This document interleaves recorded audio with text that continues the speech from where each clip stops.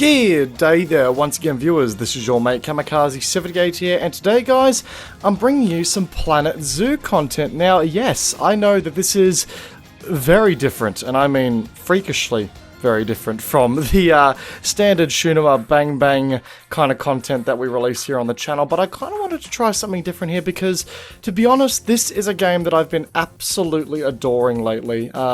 Planet Zoo sort of hits home with me because I used to play the Zoo Tycoon games quite a lot back in the day, and this game is literally everything I've ever wanted in a modern zoo builder, despite a couple of teething issues like the friggin' path system. But regardless, I digress. I've been enjoying this game, and I figured, you know what? Let's try something different here out on the channel. Let's try out a time-lapse build that I recently did on live stream. Now, I'm streaming this game more than I'm making YouTube content for at the moment, but if you guys enjoy this video, then I'm more than happy to make that change and start introducing some more Planet Zoo content here on the channel. Anyway, what are we doing in this video? What are we actually building here? Well, we are kicking off a Formosan black bear habitat. Now, this was essentially going to be a new habitat that I was basically using as a bridge between my sort of smaller tropical animals area where I had some tortoises, some bears, tapirs, and the elephants and tigers, which the elephants are just across a little bit further down the path here, and the tigers have got their own area known as Tiger Island, and I might do a video on that in the near future. But I wanted to put like a high attraction animal just in the gap here to sort of incentivize more guests to start making their way down to this side of the zoo, because Tiger Island, despite it having, you know, really impressive big cats and some of the best exhibits that I've built so far, there just wasn't a lot of guests making their way down there because it was such a long way away from the zoo. So yeah, I figured, you know what, let's put something really high profile in here, make it a really, really nice looking exhibit, and go from there. And the first thing that I sort of went into this build wanting to do was integrate sort of a sheltered cave experience for guests. You know, make it so that when they came in to view the bears from this area here, it was as though they were coming into the bears' sleeping den, into the caves. Because, you know, whenever I think caves, I think bears. You know, bears live in caves quite commonly, and I wanted to sort of play to that sort of stereotype and play to that role, if you will. So yeah, it was sort of the main goal here, and I really enjoyed using the modern sort of look wood that we have here in this build, or the modern wood, and just the whole modern new world zoo theme that you can unlock here in this game. I really love that theme, but I wanted to, you know, implement some natural elements to it as well and make it look just as though it was sort of sinking into a cave, if you will, and you're going to see that come into fruition as time goes on here. But this build here, we also ended up looking at a food court area, a sort of a raised viewing area for the bears, where, you know, there's also a food court as well, and you guys are going to see that come into form as we continue here. But we also looked at putting a keeper area, like a keeper staff area out the back of the exhibit as well, that also looks as though it's its own separate cave system. So I'm excited to show you guys that as well as we go on with the video here. But I've got to say, one thing I've learnt with this game as I've been playing it more and more is that detail is key. Detail is king when it comes to, you know, building up these sorts of structures. Like, you know, it's one thing just to put a wooden wall around and put rocks everywhere, but it's another thing to, like, you know, add these extra railing details and these extra pillars just to give the building that bit of extra, you know, that bit of extra pop to it, you know. Like, I don't know, there's just something about really going to the extra length to give a building some detail and give it a bit more love. And I'm definitely no expert by any stretch of the imagination with this game. Like, I dabbled in Planet Coaster a little bit, but I never got really good at the building. This is the first time that I've really taken the effort to get good at trying to build up structures in this game, and I was really happy with how this turned out. Like, you know, finding these little pieces, such as these glass bear, you know, panels, if you will. I thought they made a really nice touch to the habitat and to the entranceway, and gave it that little extra, you know, theme, if you will. But yeah, like, going those extra lengths to add that extra bit of detail to these walls and give the building some depth. I think depth is the key word I'm looking for here. just really makes it stand out. And it's probably the one thing that I recommend everyone who's getting into this game try and learn to do. Try and learn to build a bit, because it's one thing to build these habitats, but to give them that extra layer of pop and to really make your zoo stand out, you know, going this extra length really does pay off in the end.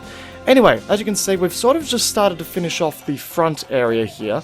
You know, putting up those glass panels and, you know, those pillars there just helps to give it a little bit more life, I felt. And we've just thrown the roof on there with the trimming and adjusting the height of the pillars to make sure there's no obvious clipping through the roof. It's, again, that little extra detail. I'm a true perfectionist when it comes to this game a lot. Now, there'll be times where I just go, fuck it, I'm going to put this, you know, over here and forget about it. But to be honest, there are times where I just, you know, I need to get it down to the absolute perfect pixel. Otherwise, I'm not going to be happy with it, because I just know, even though I may not see it all the time, I'll know that something isn't quite lined up properly, and I'm just like, I need to go fix that straight away.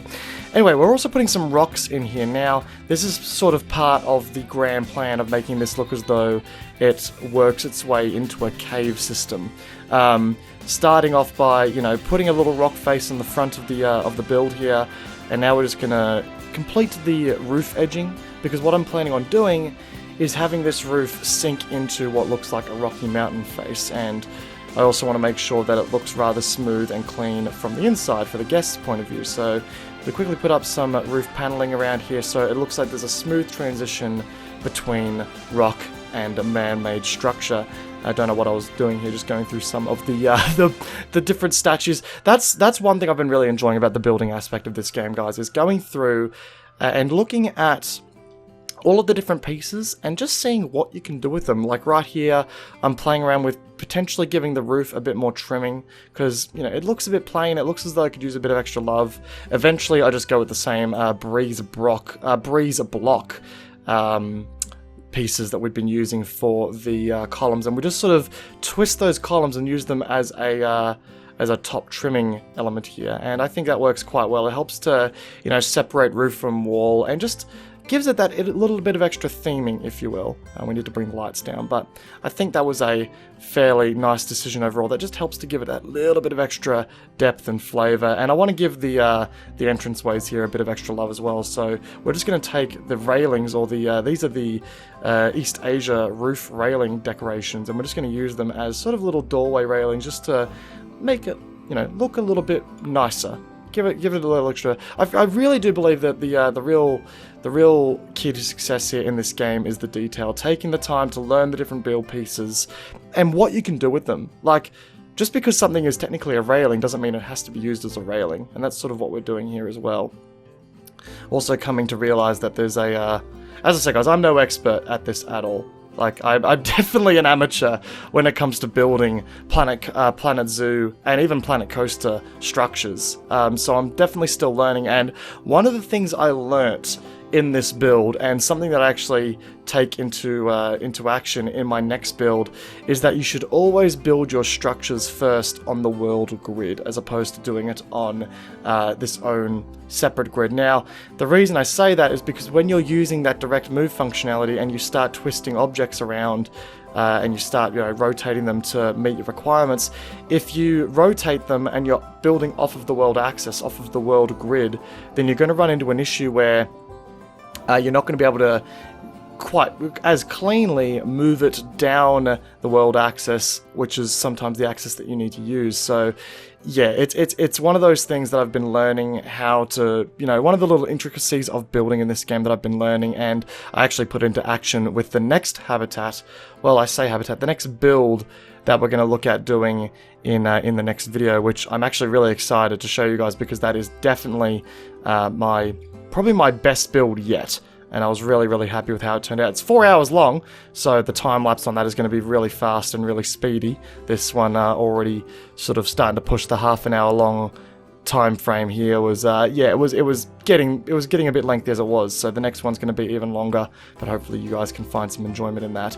Anyway, we've sort of completed the structure side of things there. Now, I'm just going to check out, I'm basically looking at the pathing tools here and seeing if I can start just, you know, blocking out, if you will, where I'm going to put this raised area and this food court. Now, this little concept that I was coming up with here, originally I didn't quite like because it got a bit too close to the tapirs, and the tapirs already had a lot of viewable area on their exhibit, and I wanted to make sure that their privacy wasn't being intruded by this separate viewing platform that we were doing over there. So that is going to get changed quite a bit, and right now we're just figuring out where I'm going to put the staff area for this for these bears, because quite frankly the nearest staff zone is already quite overworked, so I wanted to build up a new area, so we've just put in the groundwork for that as well. And now it is time for the next big the rockwork, to build this little cave entrance, if you will, that'll support where the bears are going to be sleeping and where guests are going to be primarily viewing them from in a certain way.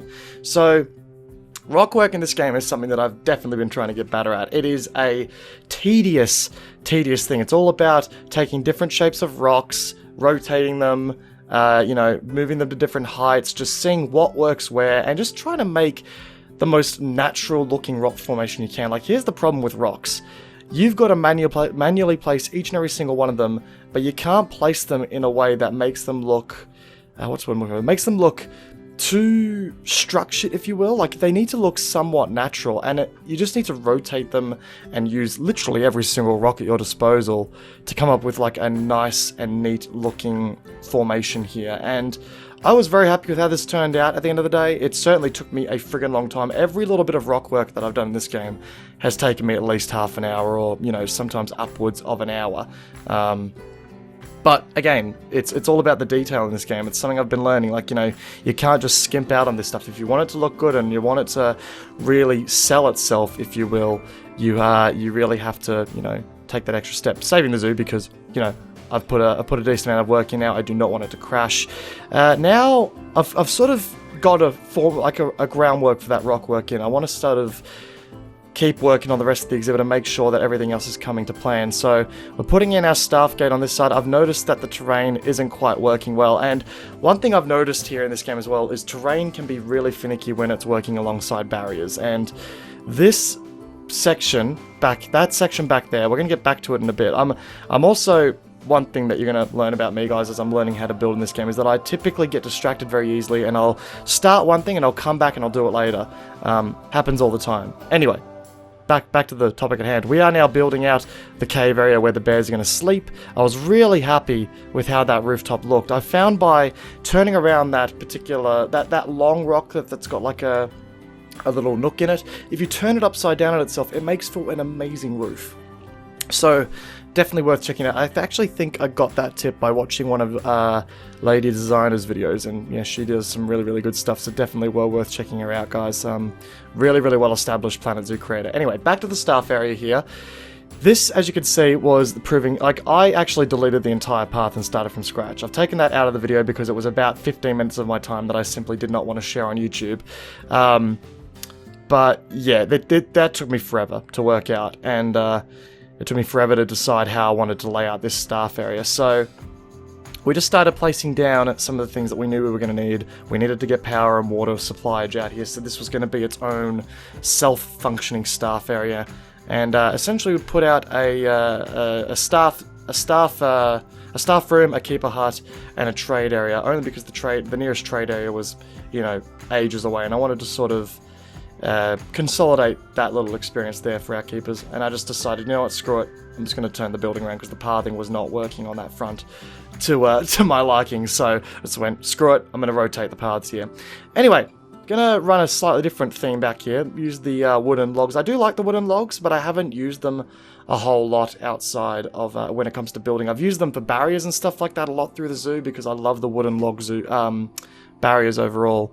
But yeah, to be honest, I felt as though we needed something a little bit fresher out here. Now, one thing that I have always really loved doing with my utilities is boxing them in glass and then putting whatever the main structural piece is, putting like a windowsill through that, like around that glass, if you will, just to give it that little extra bit of detail.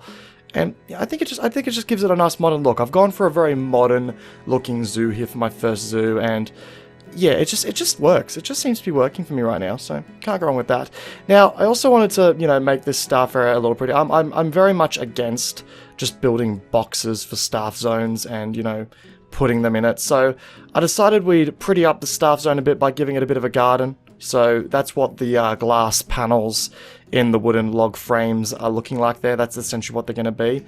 And I've only done half a roof here because, well, we're going to be also engulfing this staff zone, if you will, in a rock face. So it's going to look very natural, built into the exhibit. It's literally built off the back of the exhibit. So I had this idea in my head since the start. I wanted to build a staff zone that sort of worked with the exhibit, and it was a seamless transition. Guests couldn't really see.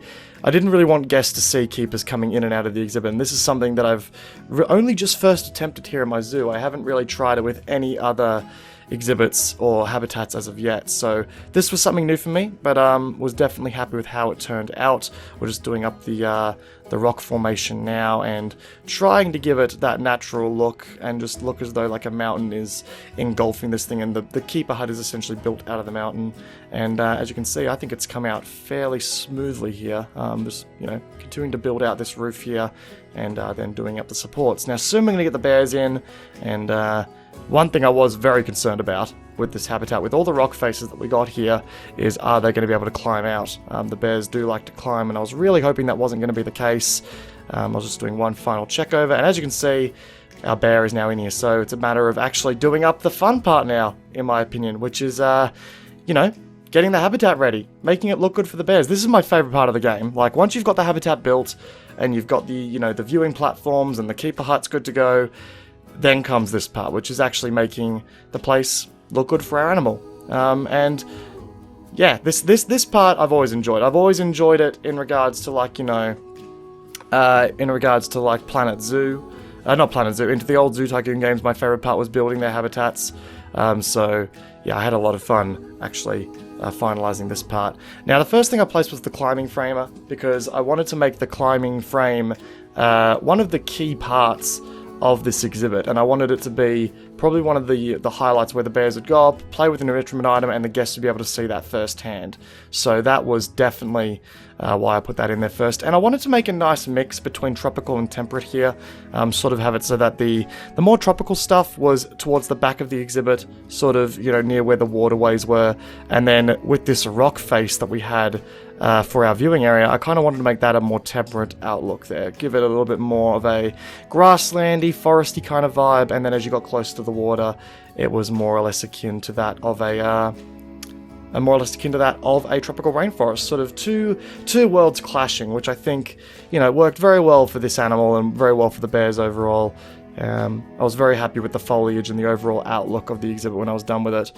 Just playing around with the heights of plants, One thing that I, have learnt as well from other content creators here in this community is the idea of sinking plants into the ground a bit to create different bushes. The bamboo is something that I've actually been using a lot for that, and I've really enjoyed, sinking the bamboo into the ground and using it as just an oversized bush, because bushes in this game, few and far between. Now I know they're even, they're even rarer in a game like Planet Coaster, but damn, it was just a I wish we had more bushes to play with, and I'm hoping as DLC comes out we are able to explore that a bit more. Now, playing with paths, once again, the pathing system here was really doing a number on me, and then I realized that I had a weird angling happening on the world axis, which is what was causing the path to sort of snap in and away from the habitat from time to time. But now, we basically 86 that first idea that we had, and now we're working on basically building up a viewing area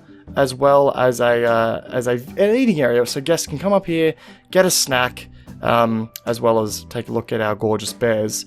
And this certainly again proved to be a bit of a challenge for me. I had to redo the path quite a few times to get it to where I wanted it to, but eventually I was happy with it. And I was able to curve out that path there, that corner edge, despite keeping the grid in a nice way. So, got the height right, got the path right, and now it was time to build the actual structure. And this again is one of the most tedious processes I've ever gone through with this game. It's a matter of lining up the structures with the path, and again, this is why you should always build your buildings on the world axis before taking them to where you're going to be putting them in the zoo, because Again, lining things up here. As you can see, I'm checking the angles so carefully, and I actually end up getting the first angle completely and totally wrong. I start building it and instantly realize that you guys will see it when I start putting some structuring down. You'll see the walls slowly either move into or move away from the path, and that does happen on the final build as well, just slightly, which really annoyed me. I'm starting to see it there, but I haven't quite noticed it yet, like a fool. But yeah, there was a period where it just, at the end, it didn't quite line up properly. I was willing to sacrifice that, and yeah, I just noticed here, and I said, nah, that's going to annoy me. I'm going to have to. I tried to rotate it, just didn't work. So I decided to make the call and start completely from scratch. It hurt to see that happen, but hey, what can you do? Anyway, as I was saying, it's always a matter, like, I always recommend building on the world axis so everything is gridded and nice and neat, and then when you finally move into, then you just move the building back where you're going to put it in the zoo. And I learned that the hard way this time around. It still didn't quite line up when I was done perfectly, but overall, I learned to live with it. And I was happy with the end result at the end of the day. I'm going to use this dry stone as a foundation. I could have used wood all the way up, but I figured, you know what?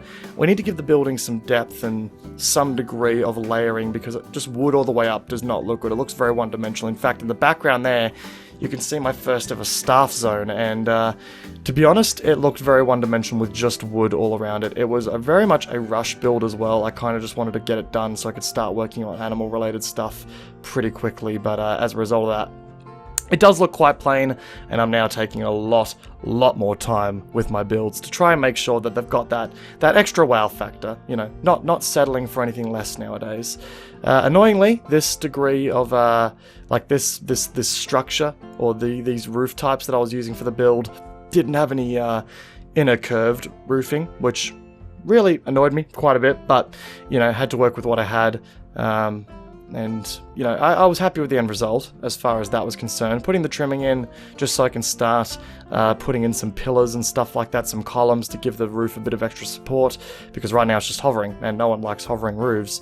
Now it's time to look for which pillars we're going to use, and I ended up going with the modern pillars. I forget exactly what they're called, but they're out of the new zoo or the new world theme, and personally I love the new world theme pillars. Like, they're just so dependable. In fact, it looks like, no, I definitely changed this out, I'm pretty sure. I definitely felt as though I had to change the pillars here, I'm pretty sure, at the end of the day. I guess we'll soon see. Maybe I did keep that design. No, I definitely, I'm forgetting things now. I definitely changed it out. I remember doing so quite vividly. I wasn't very happy with how small these little pillars were in comparison. Yeah, there we go. You can see I've just gone, nope, not happening, not feeling it.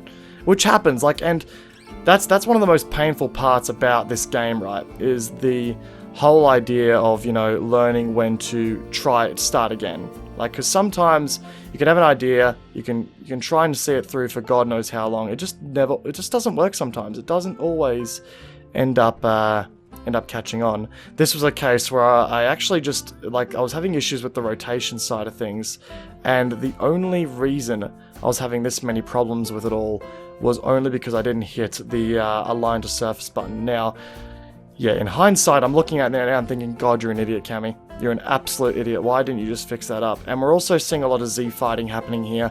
The Z fighting issue with this building is actually something that I learn how to resolve in my next build. I'm as I say, guys, I'm still learning. There's a lot of things that I'm learning day by day here with the building techniques of this game, and Z fighting was one of those ones that definitely was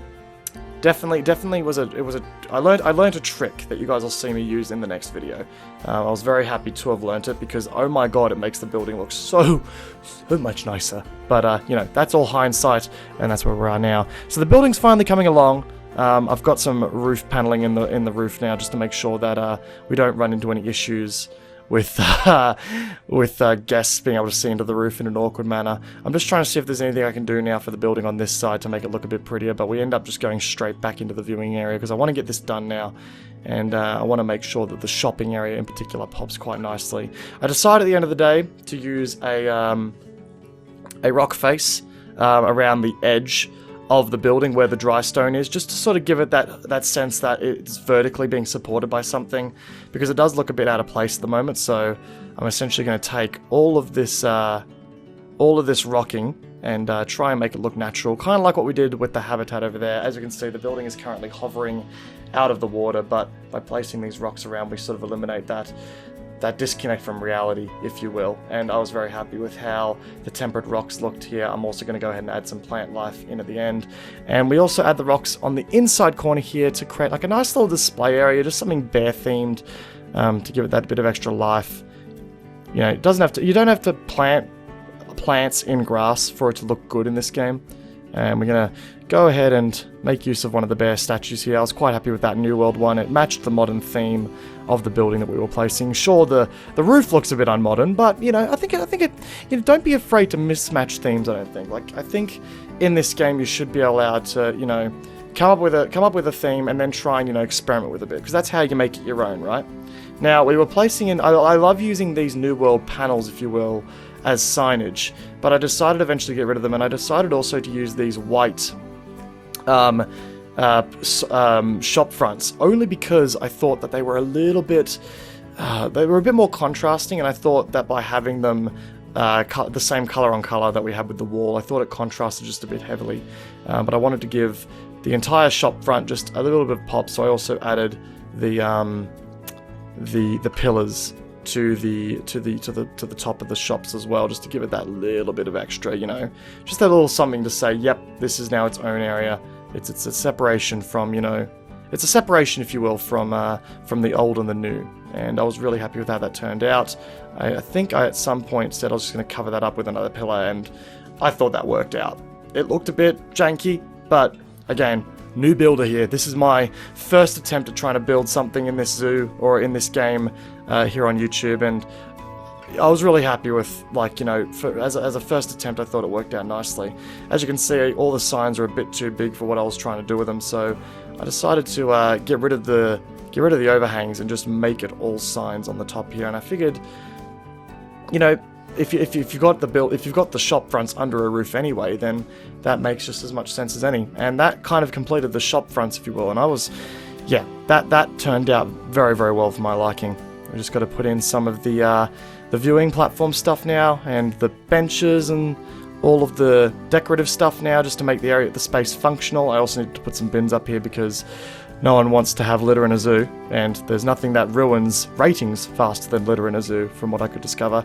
Now it's just a matter of prettying the place up, you know, making it look good. We've got all the functionality in, everything as far as, you know, pathing and viewing platforms are concerned, everything's pretty much done. The habitat's all finished, and now it's just a matter of, you know, making the area look half decent, like, you know, putting plant life in, making sure that, you know, no matter where the guests were, they were immersed in this habitat, and it sort of worked well. I also really love to make sure that whenever I've got plant life anywhere and I'm doing up a garden, I dirt the place up, make sure that everything where there's plants is all dirt, because I hate having the long grass as just a base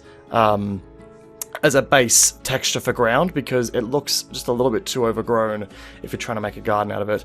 Anyway, that is coming to a close here for this video, guys. I'm just going to put up a custom sign using the Planet Zoo letter font. I love this letter font. I discovered it quite late, respectively, in my zoo building, and oh my god, I thought this was the best thing since sliced bread. I love using this font to create like custom exhibit signs to really just give each exhibit its own little you know, area, you know, just like it feels like a section of the zoo. Like if you were to look at a park map, if you will, and you'd see these different habitats labeled out separately on a park map, this, I think, is a great way to sort of separate those habitats from one another and give them their own identity. So yeah, I've been loving using these, and I think they're a great addition to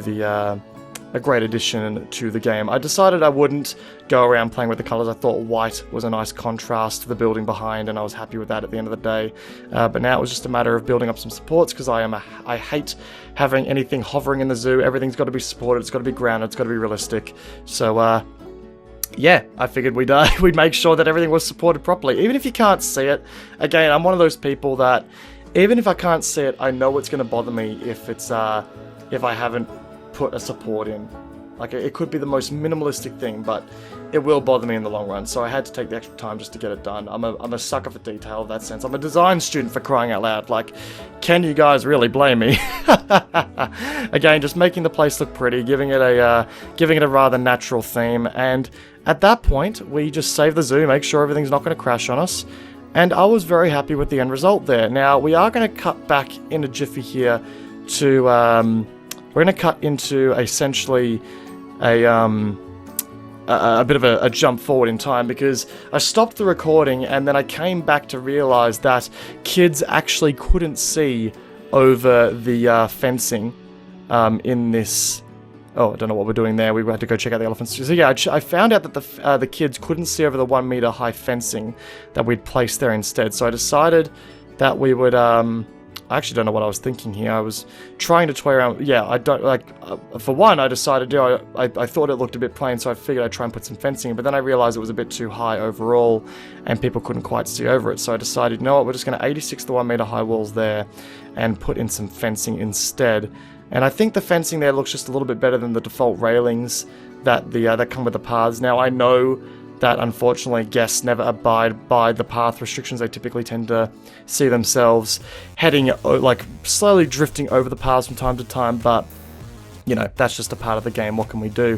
Either way, guys, that kind of wraps up today's video. I'm going to leave you guys with some cinematic shots of the habitat. If you enjoyed today's video, please feel free to backhand that like button. I would greatly appreciate it, and I look forward to bringing you guys my next build in Planet Zoo. If you guys enjoyed the video, then hit me with a like. I'd love to hear if you guys are keen to see more videos like this in the future. I was very happy with the end result. Definitely learnt a lot while I was doing it, and you guys are going to see all of my learning experience play into the next habitat the next build, I should say, that we do in the next video. If you guys want to see more Planet Zoo stuff. Once again, guys, if you enjoyed the video and you're new here, hit the subscribe button, and I can't wait to see you guys in the next video. Take care, guys. Have a good one. Bye bye.